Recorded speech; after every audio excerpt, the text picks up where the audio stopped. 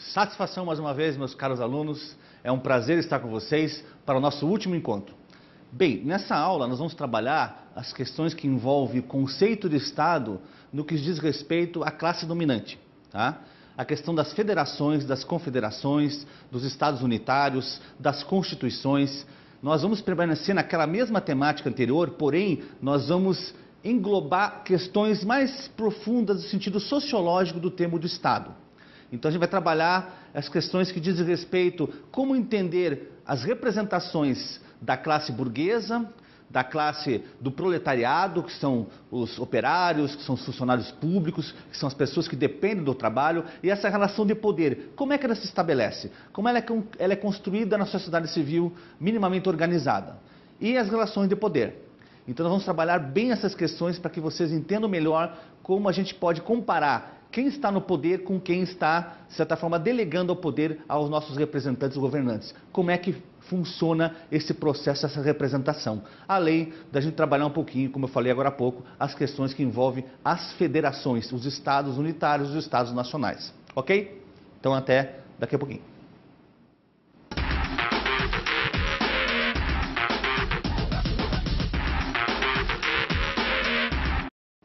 Meus queridos alunos, retomando a questão anterior que eu disse para vocês em relação às questões que envolvem o Estado e o conjunto de regras, normas constitucionais que norteiam os valores dessa sociedade. Como é que a gente consegue trabalhar isso diante das representações? Isto é, quem delega as funções, isto é, a sociedade civil, e quem governa, que são os governantes, através dos deputados, através dos senadores, dos vereadores, no sentido legislativo, do judiciário com juízes, embargadores, promotores, na questão que envolve executivos, governadores, os presidentes da República, no caso do Brasil, por exemplo, que é um presidente da República, não é um primeiro-ministro, no caso que envolve as prefeituras, os prefeitos. Então, como é que funciona essa delegação de poderes e como é que funciona essa representação dessas questões que envolvem o poder? Então, a gente vai trabalhar um pouquinho alguns conceitos que envolvem as relações de poder, certo? Vamos dar uma olhadinha no nosso primeiro slide, por gentileza? Vamos lá? Então, os problemas constitucionais, eu vou chamar um autor para conversar com a gente, tá? Assim como eu fiz nas outras aulas, eu vou sempre chamar um autor ou mais autores para a gente discutir esses assuntos. Então, os problemas constitucionais, afirma La Salle, que é um autor, um pensador da política, não são primariamente problemas de direito, mas de poder. Vejam só que interessante, né? Então, os problemas constitucionais, vamos voltar um pouquinho aqui, não são uma relação apenas de direito legal. Elas representam o poder, mas elas não são de fato um poder. Qual é a diferença?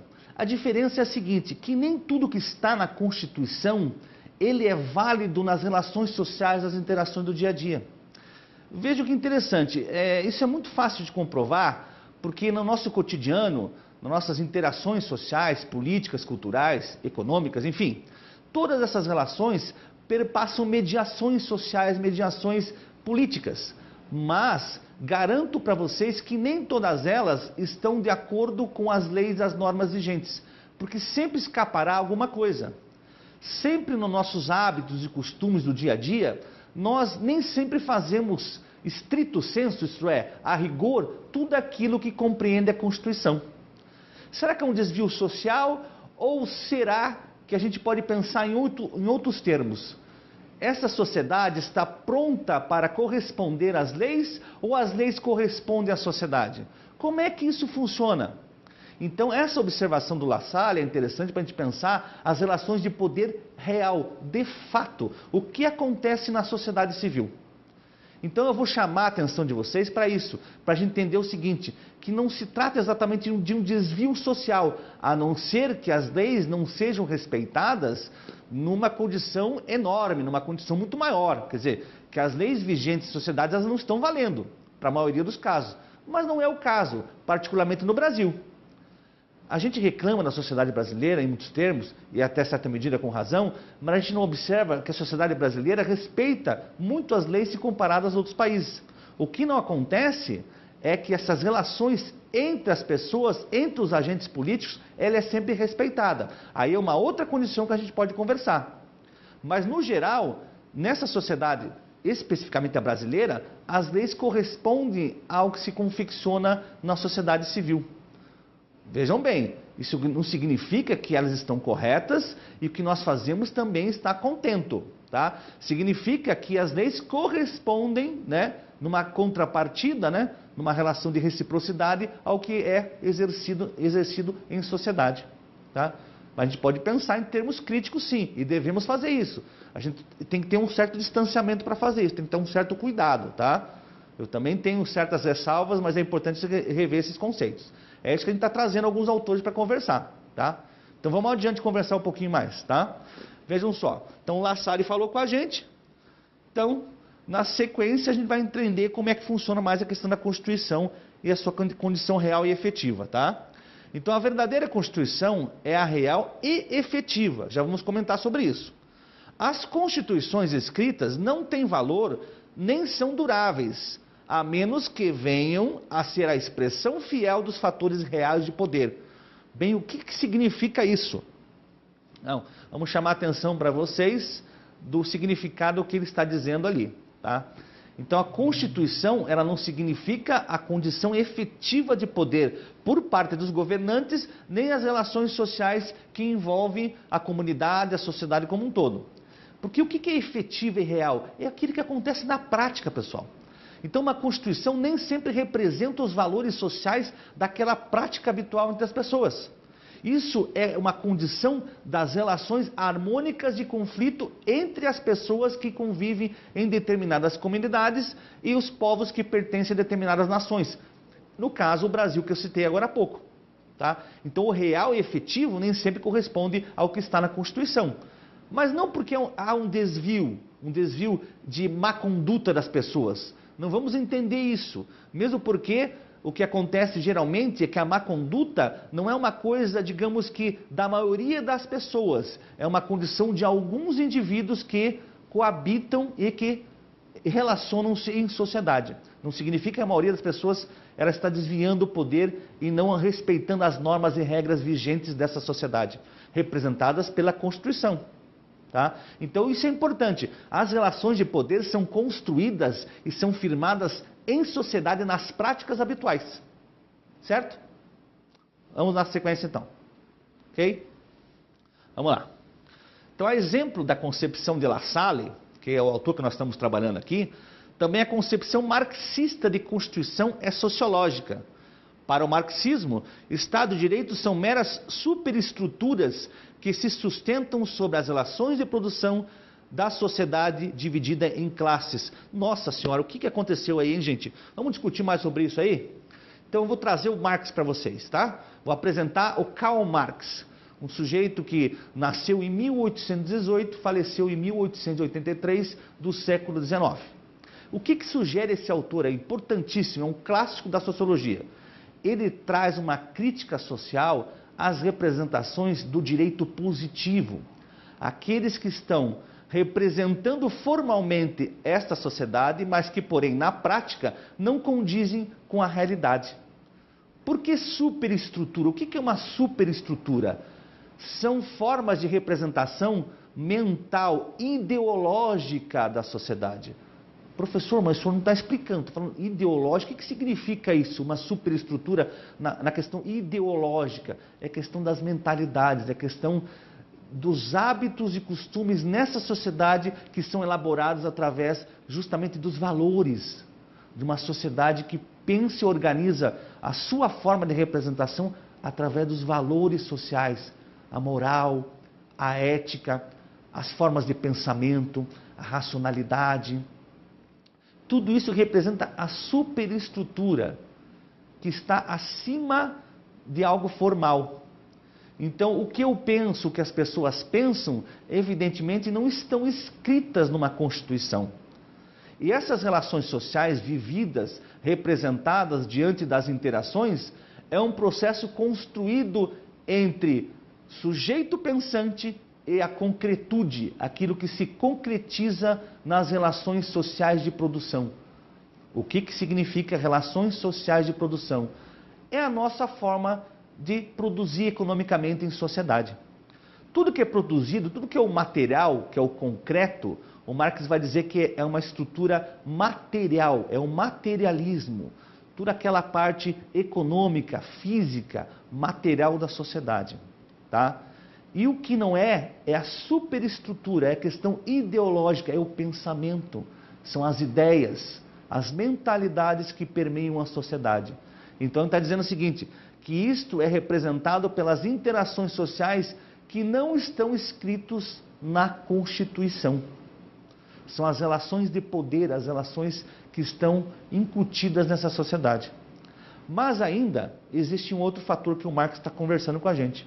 São as relações de poder entre as classes sociais.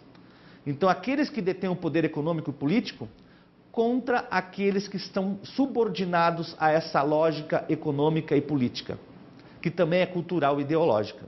Percebam, quem está abaixo, digamos que de um corte econômico, social, está dependendo do capitalista, que são os burgueses, para a sobrevivência.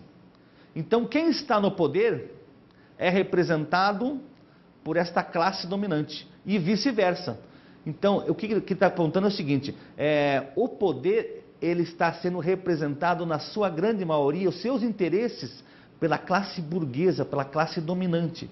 E aqueles indivíduos que estão, digamos, que dependendo do capitalista para ser empregado, trabalhar numa linha de montagem, trabalhar na fábrica ou no serviço público, dependem do emprego das forças produtivas que o capitalista chama ao trabalhador. Então, quem contrata o trabalhador? São os empresários, são os donos de negócios, os financistas. Os trabalhadores dependem desses indivíduos que têm muito dinheiro, têm muitos recursos para a sua subsistência. Enquanto isso, o poder é exercido por quem? Por quem detém o poder econômico e político, que é a classe dominante. Essa diferença nessa sociedade dividida em classes. O que ele está apontando é o seguinte, classe burguesa, as pessoas, os indivíduos que detêm o poder econômico e político. E classe do proletariado, são aqueles indivíduos que trabalham nas fábricas e são funcionários do Estado, que dependem na sua sobrevivência de alguém que os empregue. Isto é, os capitalistas, donos de negócios e também o Estado Nacional que contrata os funcionários públicos. Então é uma sociedade dividida em classes sociais, classes econômicas. Tá? Isso que ele está apontando. E isso é diferente do direito positivo que diz que todos somos iguais perante a lei. Então o Marx está fazendo uma crítica, assim como o La Salle, dizendo o seguinte, não, nem sempre assim, na prática isso não ocorre. Existe uma divisão entre classes sociais. E essas classes sociais são divididas no século XIX, apontadas por Marx, pelos burgueses e pelos proletários, que são os operários, o chão de fábrica. Certo? Só para deixar claro. Vamos adiante conversar um pouquinho mais sobre isso daí, tá? Então, na concepção marxista funciona desse jeito, tá? Então, olha lá. Para o marxismo, qualquer Estado é, antes de mais nada, tem que estar separadinho, depois a gente vai ver isso daí, a organização política da classe dominante que garante seus interesses. Olha que interessante. Vamos chamar a nossa conversa para os dias de hoje? Vamos entender o seguinte. Nós estamos numa sociedade, tá? Especificamente brasileira. Tá? A partir do ano 2000 em diante, a gente percebe que essa sociedade continua sendo dividida em classes. Pegando só o Brasil como exemplo, gente. Então, assim, o Brasil existe em classes sociais distintas, classe baixa, classe média, classe dos endinheirados, a classe alta, e também a classe daquelas pessoas muito abaixo da linha da pobreza. Então, é uma sociedade dividida em classes. O Marx escreveu isso quando? Em meados do século XIX, gente. Por volta de 1848, esse autor escreveu um livro chamado Manifesto Comunista, justamente chamando a atenção para essa divisão de classes sociais. Isso ocorre no Brasil de 2000 para cá ainda? Ocorre. Então não é uma coisa de agora e também não é uma coisa de antes, há pouco tempo atrás. Já é uma coisa de muitos séculos. Então essas diferenças sociais, essas diferenças econômicas ainda continuam ocorrendo em detrimento das constituições, que dizem que as pessoas devem viver numa sociedade mais igualitária possível e que as pessoas têm direitos, deveres e obrigações num grau de isonomia bastante elevado. O que é isonomia? É igualdade entre os indivíduos. Isso na prática não ocorre. Vejam que interessante. Então o Marx está apontando isso, já escrevendo lá atrás, há mais de 150 anos, que existia e ainda no caso do Brasil, especificamente, existe esse problema. Mas não é só no Brasil, gente. Se a gente lembrar que os Estados Unidos é o país mais rico do mundo, é um país também dividido em classes sociais, classes econômicas. Tá? Não é um problema apenas do Brasil. Eu peguei o Brasil apenas como exemplo, tá, gente? Ok? Vamos adiante? Então, representa os interesses da classe dominante, gente, o que o Marx está dizendo ali. Tá? Então, esses interesses são, digamos que, defendidos por quem atua no Estado e quem está a serviço dos endinheirados do Estado. Tá? Então, o direito e a vontade dessa classe prevalecem. Classe dominante. Na concepção marxista, a Constituição é um produto das relações de produção e visa a assegurar os interesses da classe dominante, ressaltando aqui mais uma vez essa posição. Então, o que o Marx está dizendo? Isso é importantíssimo, pessoal. Esse é um conceito primordial para quem faz o curso de Relações Internacionais, no âmbito das relações que permeiam a diplomacia política internacional, para quem é da área do direito, da filosofia, da sociologia, da antropologia, da história. Esse é um conceito fundamental, conceito marxista sobre Estado. Tá? As diferenças sociais que existem entre os Estados nacionais e internamente ao país, tá? Ou aos países. Então, ele diz sempre o seguinte, que o Estado assegura os interesses da classe dominante. Por que ele usa o termo classe dominante? Porque é aquela classe que prevalece sobre as demais. Quer dizer, os interesses, os privilégios, os benefícios dessa classe sempre está acima dos interesses da maioria das pessoas. É isso que ele está dizendo quando ele está fazendo essa crítica. Certo? Vamos seguir um pouquinho. Ok, então? Então, o direito representa a norma suprema da organização estatal. A gente já viu isso em outras aulas, tá? Determinada pelas condições da existência material. Tá? Então, é uma crítica interessante, o que ele continua fazendo é o seguinte, que o direito, ele está apenas normatizando, né? Ele está deixando clara uma regra para que continue, para que perpetue o domínio, de uma classe sobre as demais classes sociais e econômicas. Tá? Esse domínio é exercido de forma econômica, política, cultural. Tá? Que são os valores, o cultural são os valores, são as ideias, são as formas de pensar o mundo que, de certa forma, dão a condição para que esse mundo permaneça desigual sem que as pessoas questionem essa diferença entre as classes. Vejam que interessante. Né? Então, o poder da mídia, o poder das influências culturais, ele permite que o cidadão pense que é natural a sua condição de proletário e a sua condição adversa diante de uma situação econômica dada pela classe dominante. Tá? É isso que o Marx está tentando deixar claro, é o seguinte, que existem valores dessa classe dominante que são perpassados às classes proletárias, às classes mais baixas, populares, que começam a pensar, a elaborar seu pensamento a partir de uma perspectiva cultural de dominação, quer dizer, eles consideram que a dominação é algo natural, que é algo normal, em vez de questionar o poder dos mais poderosos.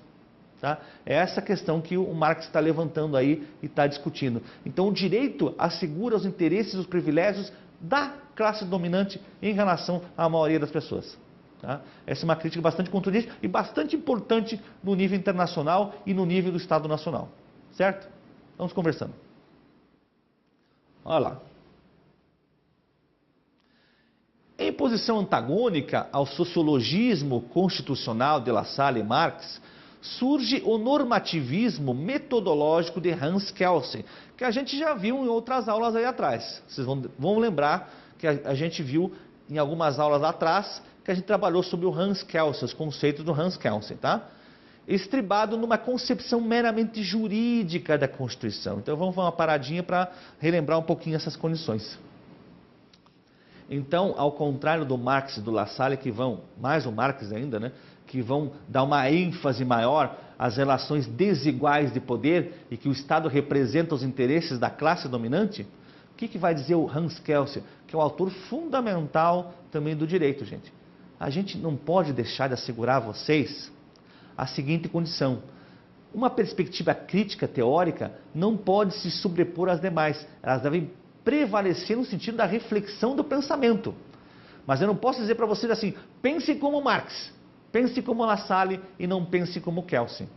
Mas reflitam sobre os autores que falam sobre coisas que são do Estado, mas com perspectivas críticas diferentes, abordagens críticas diferentes. Então, Hans Kelsen diz o seguinte, que olha só, que o direito, ele realmente representa o Estado e que deve ser assegurado no sentido jurídico-político. Então, a Constituição era de refletir os interesses da sociedade civil em detrimento de qualquer classe social. Como se as classes sociais, elas fossem, digamos assim, totais, que não existisse diferença entre elas, tá? Então, essa abordagem é uma abordagem mais positiva do direito. Significa que o que está na lei é o que está valendo, tá? Não é uma abordagem crítica social. Por isso que ele vai falar assim, o sociologismo do Marx e do La Salle, ele vai dizer não, o direito não tem essa questão social, o direito tem lei, tem norma, regras a serem cumpridas e seguidas diante de uma Constituição. Por isso que ele é positivo, que ele trata isso independente de quaisquer classes econômicas e sociais. É isso que vai dizer o Hans Kelsen. Certo? Vamos à frente. Então, a Constituição também discrimina a competência para o exercício do poder político, definindo-o como conjunto de normas que estrutura a organização do Estado e estabelece relações de natureza política entre governantes e governados. Então, o que é mais importante deixar claro nessa questão é o que ele está dizendo o seguinte, não é só a questão da norma, da regra, das questões que permeiam as leis. Não. O que o Hans Kelsen está dizendo é o seguinte, o que é importante é que a Constituição também discrimina as relações de poder, o exercício de poder. Lembram daquela questão que envolvia os três poderes? Do Montesquieu, que a gente conversou, do Aristóteles e tal.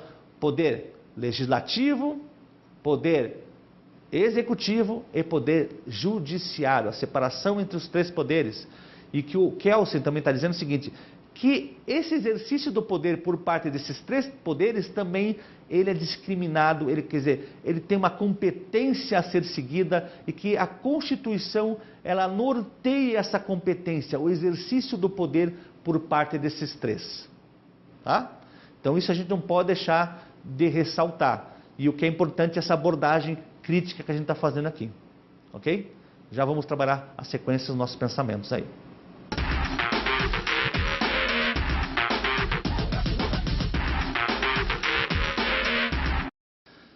Olha só, pessoal. Quando eu estava comentando agora há pouco sobre as questões que envolvem os autores, é importante ressaltar o seguinte. Essas diferenças o professor sempre tem que fazer, tá?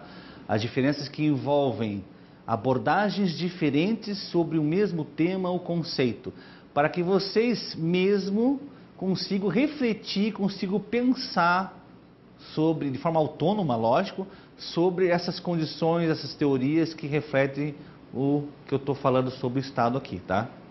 Então, Constituição, Estado, Direito, são os nossos temas aqui do Estado Nacional. Só que vejam bem, para isso eu preciso trazer autores para a gente conversar, dialogar e vocês terem uma ideia do que fala um, do que fala o outro, tá? Para a gente fazer a nossa crítica, que seja uma crítica que permita vocês a compreenderem melhor, cada vez melhor, as relações estatais, as relações de poder, tá? Agora um detalhe importante, continuando o nosso tema. Quando a gente fala de exercício de poder efetivo, real na prática, nós estamos falando evidentemente, a capacidade que a sociedade civil tem de se organizar e, de certa forma, demandar as suas questões mais relevantes. O que eu estou falando em demandar? São os pedidos, as exigências sociais que são realizadas pela sociedade. Quer dizer, nós nem sempre fomos uma sociedade que tivemos certas leis e regras, elas foram mudando ao longo do caminho, foram sendo incorporadas, foram sendo acrescidas, né? Então, isso ocorre porque a sociedade se organiza, ela demanda, ela exige dos governantes que eles elaborem leis que atendam às necessidades dessa sociedade, tá? E ao longo da construção do Estado moderno, lembra das primeiras aulas que a gente comentava assim, da construção do Estado moderno para a transição do Estado contemporâneo? O iluminismo, ele trouxe um divisor de águas para nós, né? Um marco divisório, em que a partir daí os direitos civis, sociais e políticos começavam a se estabelecer. Mas demorou muito ainda, e ainda continua a nossa luta diária, como povo, como sociedade, como indivíduo, em buscar formas de organização social, política, que nos tragam elementos que possam aperfeiçoar as nossas condições de existência, não só materiais, mas de vida, tá? Vida assim como um todo, transcendental, cultural. Então nós somos mais do que indivíduos que buscamos atingir o consumo de bens tangíveis. Nós precisamos de uma vida que seja realizada na sua plenitude. Então as demandas sociais, elas são exigidas também, cada vez mais. E isso ocorreu de 2,5 séculos para cá, com maior virulência, com maior imposição por parte dessas sociedades. Tá? Então o que a gente está trazendo aqui para vocês é a reflexão. Então que a Constituição, ela vai sendo mudada, ela vai sendo ampliada, ela vai sendo revista, né? Até que ponto essa lei cabe ou não, até que ponto a gente tem que incorporar mais um parágrafo, um inciso naquela Constituição, naquele artigo específico, tá? E os direitos sociais cada vez mais vão avançando e em contrapartida a gente vai ter o conflito, a oposição, em determinado momento as harmonias necessárias ao convívio social. Então é isso que a gente vai discutir também nessas aulas que estão sendo todas elas incorporadas nessas temáticas todas aí. Tá? Então vamos adiante, vamos conversando um pouquinho mais com o nosso telão. Então, com o advento dos direitos sociais no mundo moderno, o conjunto de normas e a estrutura da organização do Estado limitam politicamente o exercício do poder e declara os direitos individuais, sociais e suas respectivas garantias, tá? Em sociedade organizada, tá? E o que a gente vai comentar é o seguinte, em contrapartida, né? Para o Kelsen, a norma constitucional é a norma pura, tá? É totalmente ao contrário, ao inverso do que estava falando o Marx e o Lassalle no primeiro bloco ali, tá? Então, o direito deve ser concebido estritamente como direito positivo, sem nenhuma pretensão e fundamentação sociológica, política ou filosófica. Olha que interessante. Tá? Eu adiantei um pouquinho para vocês o Kelsen ali, justamente para a gente fazer uma contraposição, a gente conversar, para a gente estabelecer um diálogo. Então, o aprofundamento dos direitos políticos, sociais, individuais, é uma conquista da sociedade no processo de reivindicação política. Quer dizer, a sociedade foi avançando, foi exigindo mais dos seus governantes, foi pautando, né, outras leis, normas, formas de estabelecerem relações de direitos mais avantajados, né, para a população, para as pessoas em si, né, seu sentido mais pleno de realização. E o Kelsen está dizendo o seguinte, no direito positivo não tem essa questão de sociologia, de filosofia, é uma coisa pura, sem interferência dessas relações outras. Então o que marca a Constituição é o que a sociedade civil segue como norma, como padrão jurídico político. Tá? Então não tem uma abordagem filosófica do direito, sociológica, isso não pode interferir no processo das leis, da constituição das leis, de fazer acontecer essas leis. Isso tem que ser distinto das questões filosóficas sociais. Você veja que abordagem interessante, né?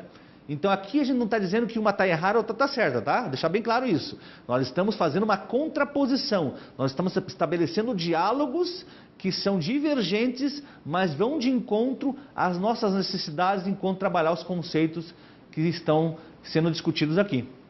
tá? Então, para Kelsen não tem essa interferência jurídica, tá? Sentido filosófico, ok? Para o Lassalle ou Marx, é claro, o direito representa a classe social que está no poder. Os poderosos, aqueles funcionários públicos de alto escalão, né, os governadores, os presidentes e seus ministros, que também representam, para Kelsen, para Marx e Lassalle, representam a classe dominante, deixar claro isso. E para o Kelsen não. Para o Kelsen não tem essa interferência. O que é jurídico, político, determinado pela Constituição. Normas, regras e leis devem ser seguidas, sem essa interferência de pensamento. Certo? Vamos na sequência aí. Tá? Então a teoria pura do direito, tá, busca justamente expurgar da ciência jurídica toda a classe de juízo de valor moral ou político, social ou filosófico. O que eu acabei de falar aqui, então? Tá, gente? Para esta teoria, qualquer juízo de valor, qualquer moral, qualquer forma de se compreender isso, não deve ser misturado com a questão constitucional, jurídica e política. Ok? Não deve. Então, para o Kelsen, para esse autor, não existe uma abordagem filosófica e sociológica que permita confundir essas coisas. Por isso que é chamada teoria pura do direito. Ela não tem interferência dessas outras disciplinas. Então as leis, normas e regras dessa sociedade são estabelecidas pela Constituição e elas devem ser respeitadas e seguidas. Inclusive como normatização e exercício do poder, no caso, aquilo que eu comentei com vocês agora há pouco, os 3 poderes como exemplo. Legislativo, Executivo e Judiciário. Tem que se fazer valer as leis, as regras e tem que se fazer o exercício do poder político prevalecer. Certo? Vamos à frente. Então, no que tange os aspectos sociais, os movimentos políticos e demais formas de organização se valeram explicar na prática como as normas jurídicas são a expressão da vontade manifesta da sociedade, por meio da formulação das leis e não de uma construção pura do direito em si. Vejam que interessante, vamos na discussão. Então, esta concepção, tá, ela está fazendo uma crítica ao Kelsen. Então, eu vou e volto, tá, gente? Só para deixar claro. Vou no Kelsen, vou para o Lassalle, para o Marx, vou para uma crítica mais contundente. Então, está se dizendo na prática que isso não acontece. Que as forças políticas e sociais elas são construídas nas relações sociais. E se estabelece aí condições para reformular, para repensar as condições de existência material vivenciadas nessa sociedade. Então, as circunstâncias ou adversidades que ocorrem nessa sociedade, assim como as conciliações, né? Todas as formas de relacionamento social, e as leis também são sujeitas a essa, dependem dos direitos sociais que vão avançando. Não é o direito puro como quer o Kelsen, tá? Não é a teoria pura do direito que vai dizer assim, ó, a sociedade funciona desse jeito. Não, a sociedade funciona nas relações políticas, sociais e econômicas, num processo amplo e complexo de entrelaçamentos, tá? De relações múltiplas, diversas, plurais. Só para deixar claro, é essa abordagem que nós estamos fazendo agora. Será mesmo que a teoria pura do direito do Kelsen, ela reflete aquilo que a sociedade quer, como ela se organiza em termos das suas demandas políticas sociais? É essa discussão que nós estamos estabelecendo aqui. Certo? Vamos à frente. Não. O processo de construção das leis do Estado passam pela transformação desse mesmo Estado. E muitas vezes as revoluções sociais e políticas impulsionam as mudanças do marco legal institucional. Vejam só, o que nós estamos comentando é o seguinte, que as mudanças sociais, as transformações profundas em sociedade, elas são realizadas e construídas pela sociedade civil. Então essa é uma crítica ao Kelsen dizendo o seguinte, que não existe um marco legal constitucional pronto, puro, fixo. O que existe é uma mutação, uma transformação desse marco a partir das mudanças sociais e políticas estabelecidas dentro dessa sociedade. Então são coisas diferentes, tá? Mas o que é importante é ressaltar que nós, enquanto pensadores, enquanto profissionais liberais, educadores, educandos, consigamos pensar e refletir sobre as nossas condições sociais e materiais. Tá? Para a gente não achar que uma teoria explica tudo, vai explicar tudo em sociedade, ou aquilo ele funciona assim e está acabado. Não, aqui a gente tenta abordar os assuntos para vocês perceberem que nós temos toda hora uma contraposição das ideias que é fundamental para o pensamento. Tá? Vamos conversando adiante. Tá? Olha lá. Então compreendemos revolução a partir da mudança brusca e radical de convicção social. Para o Marx, a revolução surge de forma inevitável, isto é, da confrontação entre classes sociais antagônicas. Tá? Vamos lá, vamos comentar sobre isso daí. Vejam bem, o Marx está dizendo assim, ó, é inevitável uma revolução. É inevitável que aqueles que se sentem subordinados e maltratados diante da pilhagem, diante dos horrores da concentração de poderes econômicos e políticos, eles se sintam ameaçados sobre aqueles que detêm o poder e que estão no Estado. E quando não estão inseridos nos aparelhos de Estado, eles estão sendo privilegiados pelo modelo econômico vigente desse Estado. Então ele está dizendo que a revolução é algo inevitável e que vai ocorrer principalmente quando ocorre um antagonismo muito elevado, uma rivalidade muito acentuada entre classes sociais muito díspares, muito diferentes. Tá? É a mesma coisa quando você tem um Estado nacional, seja qual for ele, em que existe a grande maioria, a grande esmagadora maioria da população muito pobre e uma minoria muito endinheirada, muito rica e que domina as condições do Estado.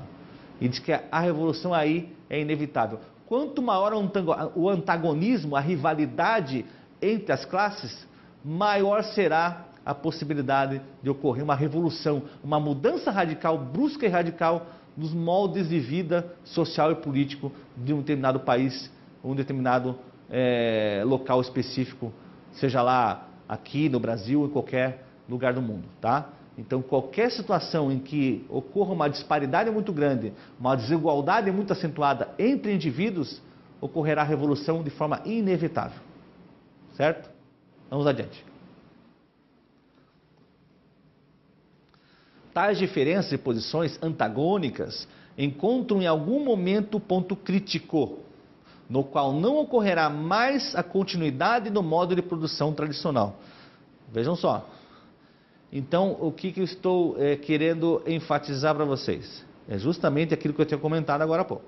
Assim, ó, o modo de produção tradicional será desmantelado ou por completo, quer dizer, vai ser extinto ou por completo, ou na sua grande maioria ele vai ser quebrado. Aquela forma de produção material da sociedade, aquela forma de organização política, ela sofrerá mudanças bruscas e radicais conforme a necessidade de ocorrer essa mudança social que, na verdade, a sociedade irá demandar, irá exigir dos seus governantes, através da deposição dos mesmos ou através de uma mudança política muito brusca. Essa é a revolução, tá? Mudança nos moldes tradicionais de poder, não só econômicos, mas como políticos também, certo? Vamos continuar.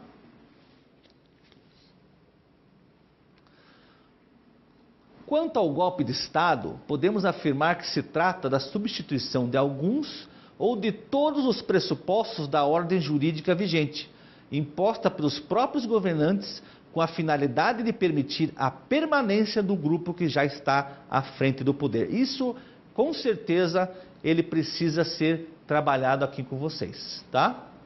Então, eu vou chamar a atenção para a gente fazer duas distinções, ou aliás, uma distinção fundamental aqui, tá? Primeiro eu faço uma, depois lá na frente faço outra, tá? Vou deixar bem claro. A primeira distinção é: o que é uma revolução, o que é um golpe de Estado?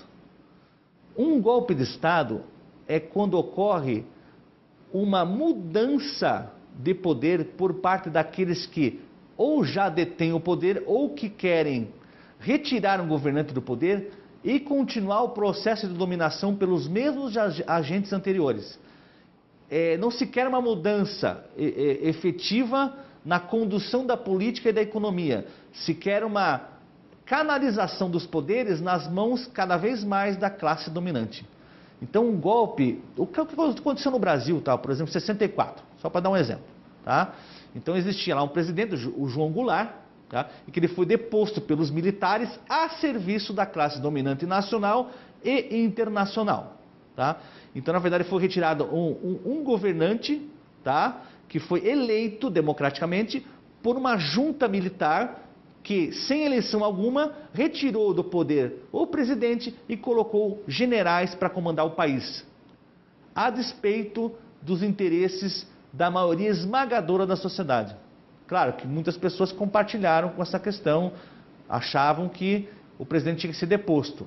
Claro, as opiniões são inúmeras e também a gente tem que entender que existem posições contrárias a alguns moldes de interesses que são, por mais que seja a maioria, eles não condizem com a realidade específica. Mas vamos então comentar sobre isso. Então, um golpe de Estado é quando uma junta militar, no caso do Brasil, tomou o poder de um governante eleito pelo povo, tá? Com os interesses de permanecer que a mesma classe social vigente continuaria no poder. Isso é um golpe de Estado. Uma revolução ocorre quando, no caso da Rússia, em 1917, quando a sociedade civil, tá, se organizou para expulsar governantes monarcas que dominavam o poder russo naquele período. Então, na verdade, foi uma revolução do povo para melhorar as condições da sociedade, a despeito dos interesses da classe dominante vigente. Veja a diferença. Então, quando ocorre uma revolução, ocorre uma mudança profunda das relações políticas e sociais. E quando ocorre um golpe de Estado, há uma retirada do poder de um indivíduo, de algum governante, para colocar outro no lugar e que faça o papel de continuar o domínio da classe dominante em relação aos demais interesses da sociedade civil. Tá? Espero que tenha sido bem aproveitada essa abordagem minha aqui. Tá? Vamos adiante. Olha, mas a revolução atinge por definição a própria ordem constitucional, alterando a estrutura social e substituindo a ideologia dominante, criando um novo ordenamento jurídico. Tá? Então, as formas de Estado podem ser resumidas a duas. Uma simples e outra composta, que a gente já vai comentar aí. Ok? Então, vejam bem, o que a gente não pode deixar de ressaltar são essas formas de comparação, para vocês entenderem melhor. Então, uma é o golpe de Estado, que é mais tradicional, conservadora, e a outra que é uma revolução, que a gente está comentando agora, que transforma profundamente as relações tradicionais vigentes e coloca outras no lugar, que tem uma profundidade de mudança muito mais intensa. Tá? É isso que a gente tem que deixar claro, porque quem trabalha com a temática do Estado tem que entender bem essas relações, esses conceitos. Tá? Então a gente vai separar nas duas formas de Estado constitucional, uma simples e outra mais elaborada, que a gente já vai comentar aí. Mas o que é importante é deixar claro esses entendimentos para que vocês tenham condições melhores de entender esse processo. Tá? Nós já vamos chegar lá, certo?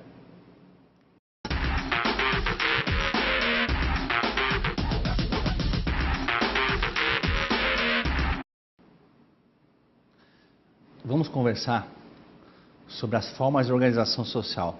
Tá? Como eu estava comentando agora há pouco, havia comentado, existem duas formas gerais. Uma simples e a outra composta na organização do Estado. E a gente vai fazer alguns comentários sobre isso, que a gente vai ver a seguir, certo? Vamos em frente.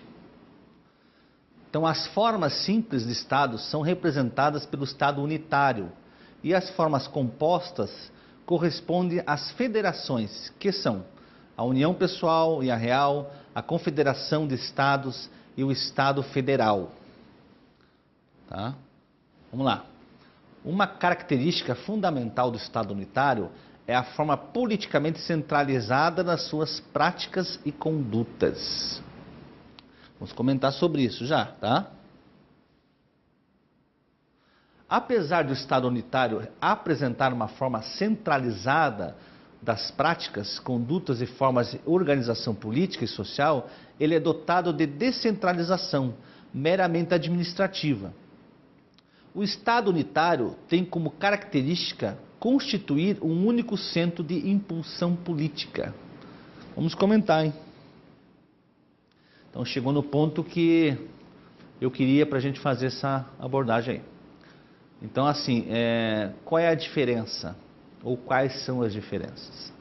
Em primeiro lugar, quando a gente tem um Estado, um país, tá, que é organizado, vamos pegar como exemplo o Brasil e os Estados Unidos. Tá? O Brasil tem 26 estados, tá, e mais Brasília, nossa entidade federativa, que é a capital da República. Nos Estados Unidos existem 50 estados e Washington, capital americana. Vejam só, esses dois países são repúblicas federativas, isto é, tem presidentes da república, tá? Os Estados Unidos e o Brasil são muito semelhantes nesses aspectos, tem Congresso Nacional, assim como nós temos, né? Assembleias legislativas estaduais, mas existem relativas autonomias sobre esses estados. Vamos pegar, digamos que, o estado de São Paulo, o estado do Paraná. Cada um desses estados, ele tem um governador que detém o domínio político sobre a sua administração pública, mas que ele não pode ultrapassar os interesses nacionais da Constituição Federal. Tá? Existe uma Constituição Federal, nossa última é de 1988, que ela administra, ela regula as leis, normas, regras, direitos vigentes para o país todo. Então, o Estado de São Paulo, o Estado do Paraná ou qualquer outro, não pode, de certa forma, impedir ou fazer uma lei que restrinja a capacidade que essa lei maior tem sobre as leis estaduais ou municipais. Tá? Então, existe uma relativa autonomia dos poderes, que a gente havia mencionado já, mas que não pode ultrapassar a sua dimensão mais complexa.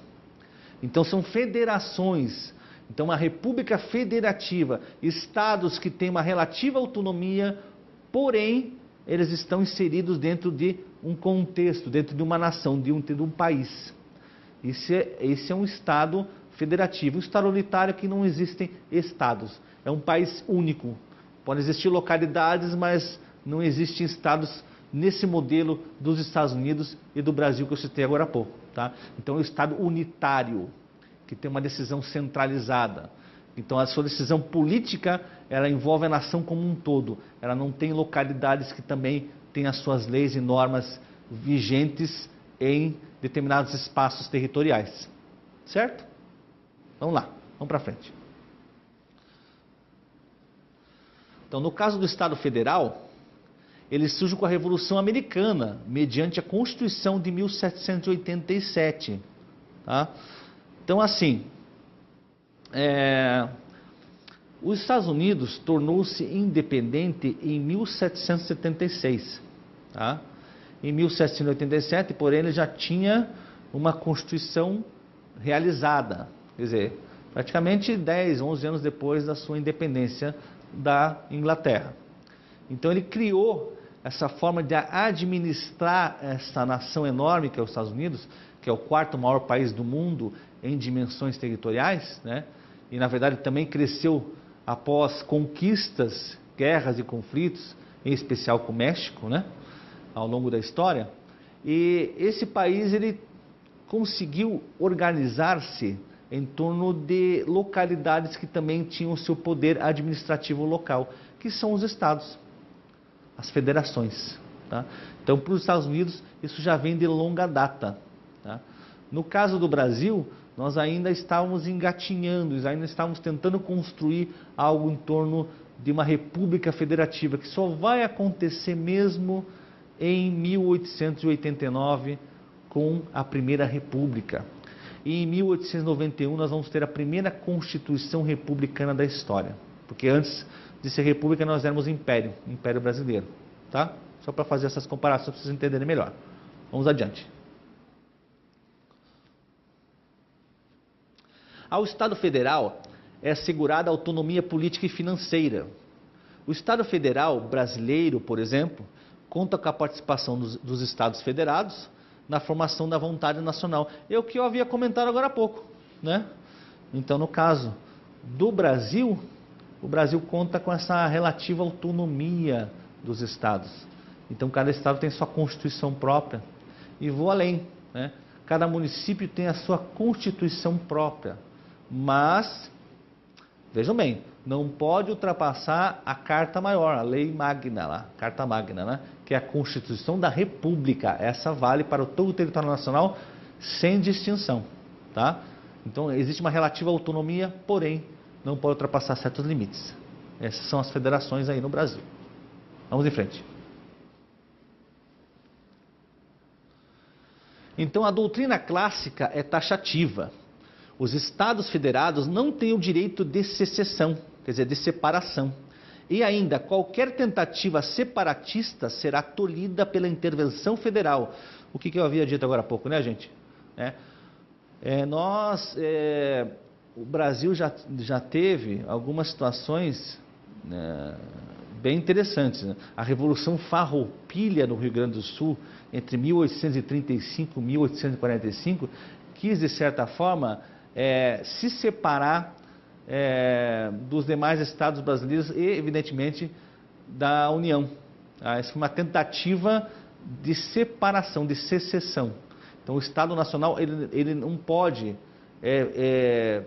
dar essa possibilidade que os estados tenham essa autonomia, ok? Então, essa é uma coisa bem interessante do Estado Federativo. Existem estados que formam o Estado Nacional em geral, mas que não é permitido a separação, a autonomia nesse molde de total autonomia. É uma relativa autonomia, quer dizer, autonomia até certo ponto, ok? Vamos em frente.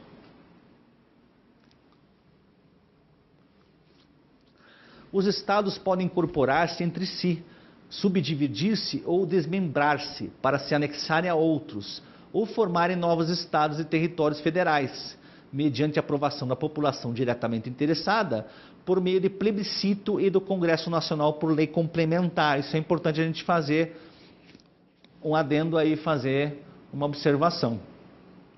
O Brasil teve uma separação entre estados,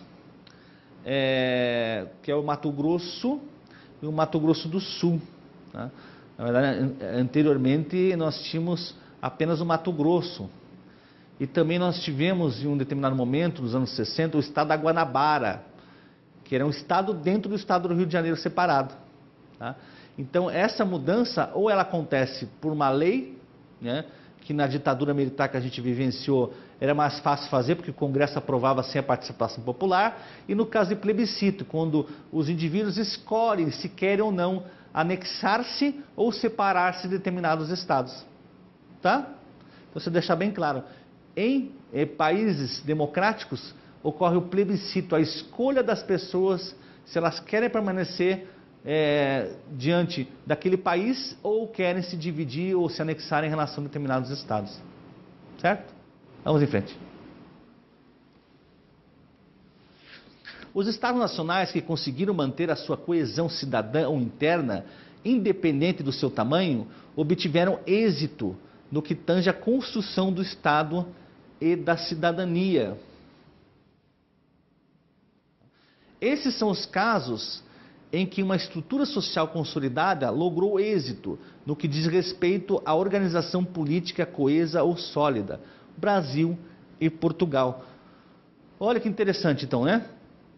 Os países que conseguiram manter a sua coesão, né, manter a sua união interna, tá, conseguiram, de certa forma, lograr êxito em relação às suas possibilidades sociais, políticas e econômicas.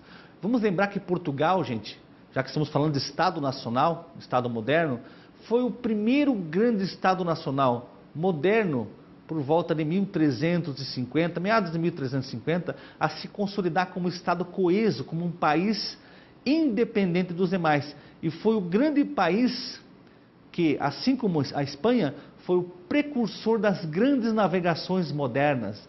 Foi aquele país que conseguiu adentrar e chegar em outros territórios continentais.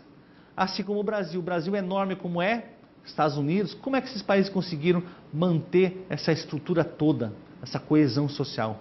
É isso que é importante entender, que países que conseguiram lograr êxito em relação às suas possibilidades de expansão e questões econômicas, é que conseguiram essa união, apesar da federação conseguir lograr êxito em relação à coesão institucional e política. Ok? Isso a gente não pode lembrar. E vejam só, essa possibilidade só pode ser construída a partir da sociedade civil, bem organizada. Vamos em frente? As guerras, os conflitos e demais contingências não foram suficientes para desmantelar ou fragmentar o Estado português ou brasileiro ao longo do tempo. Tá? A construção dos Estados nacionais cumpriu diversas etapas ou transformações desde o início e, diante do processo avassalador da modernização, criou a democracia, os direitos civis, políticos e sociais e todo um conjunto de políticas que embasaram as condições de manutenção da coesão social. E vejam só, para deixar claro para vocês, né, para a gente fechar com chave de ouro o nosso curso. Vejam só, vamos deixar claro que um país de fato organizado deve ter uma sociedade politicamente, socialmente organizada. Uma sociedade civil que não se organiza está fadada ao fracasso. Portanto, a participação popular na construção de direitos sociais, civis, políticos e individuais é uma sociedade que vai chegar aos séculos que virão, né? Estamos no 21, chegaremos no 22, no 23, quem sabe, né? Com maior êxito, maior capacidade econômica, social, desenvolvimento cultural. São essas coesões institucionais que vão construir o Estado. Mas não é a lei e a ordem, é a sociedade civil organizada que construirá esse modelo social que nós tanto propagamos como o melhor possível para se conviver numa união harmônica nos direitos e deveres para todos. Certo?